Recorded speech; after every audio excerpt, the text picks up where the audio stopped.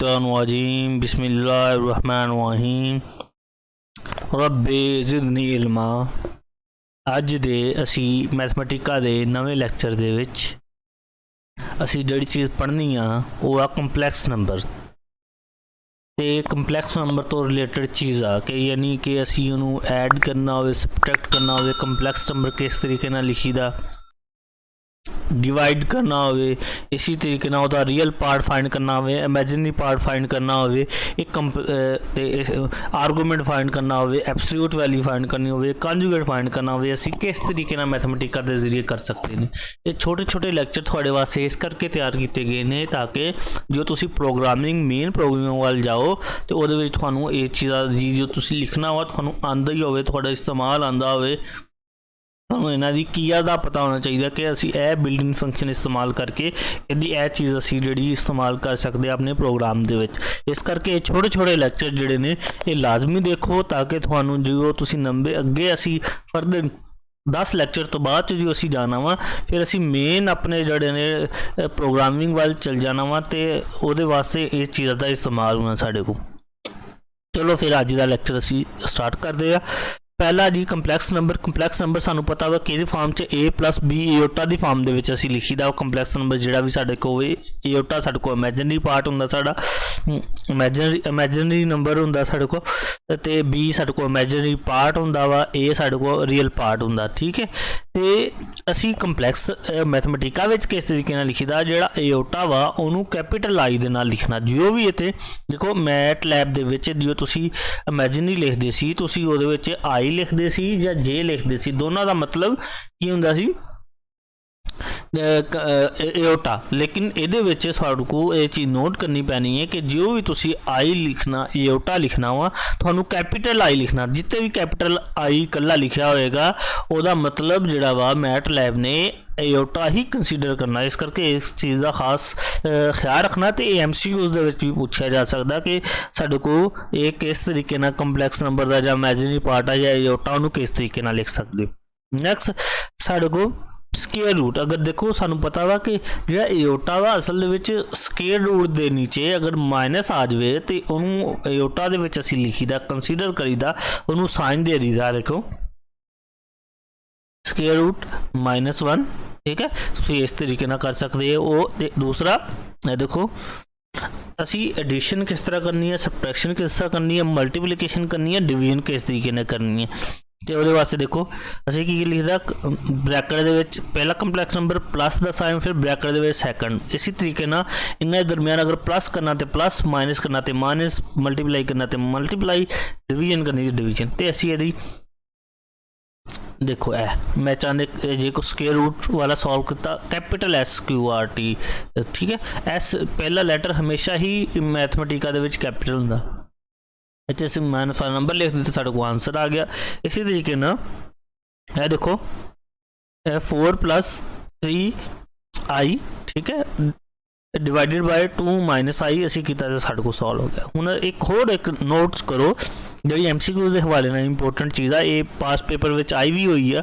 पास paper च उन्हें क्या सी स्केयर रूट का जो स्केयर रूट आ वो शॉर्टकट की आ, तो असी कंट्रोल 2 प्रैस करिए तो डायरैक्ट ही साडे को एक स्केयर रूट आ जाता जिन्होंने असी सॉल्व कर सकते। हुण असी इहनूं प्रैक्टिकली जी है मैथमेटिका के उत्ते देखते।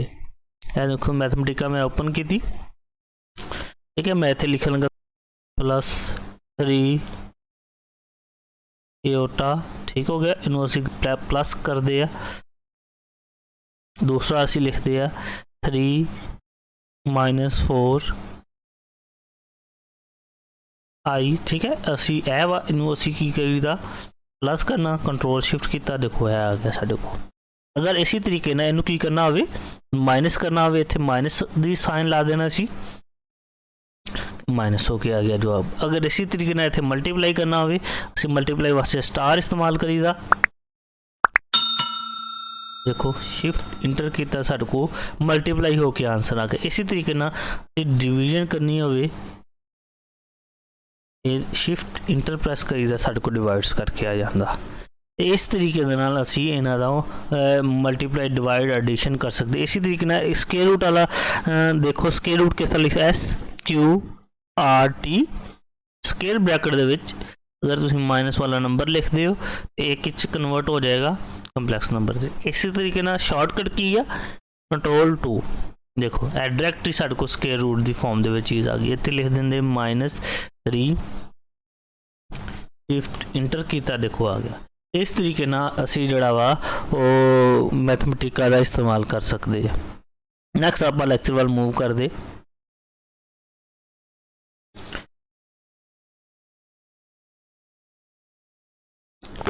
असी हुण कंपलैक्स नंबर के रिलेटेड चीज़ा करन लगे कि असी किस तरीके ना असी real part imaginary part find करना हो, एब्सोल्यूट कॉन्जुगेट वगैरह सारा कुछ फाइंड करना हो तो उहदे वास्ते कीज़ देखो।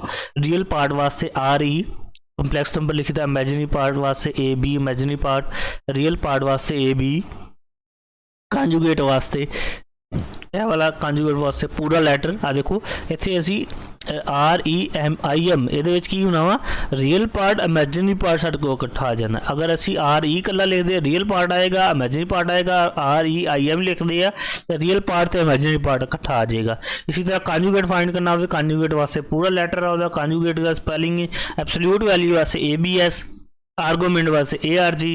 इसी तरीके ना जिहड़ा वा ए वाला देखो थोड़ी जी एग्जाम्पल भी दी हुई है। देखो ए मैं लिखिया 3 + 8 एटा, इसका रियल पार्ट फाइंड करना हो, इमेजिनरी पार्ट फाइंड करना हो, देखो -8 आ गया। कॉन्जुगेट फाइंड करना हो, साइन चेंज हो गया, एब्सोल्यूट वैल्यू फाइंड करनी हो आ गई।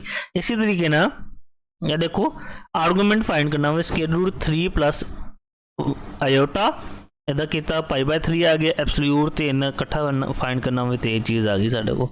इस तरीके दे नाल असी नैक्सट दी प्रैक्टिस करते हैं मैटलैब ते। ये मैटलैब आ गई साडी, असी इत्थे प्रैक्टिस करते। मैं इत्थे लिखदा जी असी A बराबर है QRT स्क्वायर रूट 3 - 1 ठीक हो गया। यह आ गया साडे को। असी इहदा फाइंड की करना जी, रियल पार्ट RE लिखिया है, देखो शिफ्ट किया साडे को इहदा रियल पार्ट जिहड़ा वा वो आ गया। रियल पार्ट इहदा सॉरी ए देखो कंपलैक्स नंबर ही नहीं सी इहदे विच, देखो इहदा मतलब इत्थे इनू सारे नू ने रियल पार्ट ही कंसीडर किया। देखो हुण असीं की करना, देखो है सिर्फ है आ गया क्योंकि इत्थे असीं आई नहीं लगाया सी कैपिटल आई डिवीजन ओनू। इसी तरीके नाल अगर इमेजिन ही करना हो की लिखी दा कैपिटल I स्मॉल m करना, देखो इमेजिनरी पार्ट आ गया। इसी तरीके ना रियल ते इमेजिनरी करना हो पहले की R रियल लिख ली दा नाल ही इमेजिनरी लिख ली दा, साडे को रिजल्ट आ गया। इसी तरीके ना इहदा एब्सोल्यूट वैल्यू फाइंड करनी हो ABS प्रेस किया, स्क्वायर ब्रैकेट दे विच मैट कंपलैक्स नंबर लिखा, एब्सोल्यूट वैल्यू आ गई। इसी तरीके ना इहदा आर्गूमेंट लिखना हो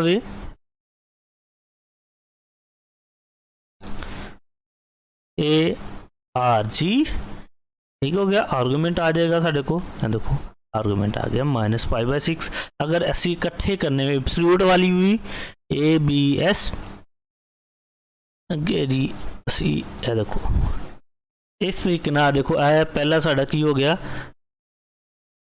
साडा एब्सोल्यूट वैल्यू, दूसरा साडा आर्गूमेंट आ गया। इस तरीके दे नाल असी जिहड़ा वा कंपलैक्स नंबर दी मुख्तलिफ चीज़ां जिहड़ियां मैथमेटिका दे जरिए असी फाइंड कर सकते। नैक्सट मूव करते हैं।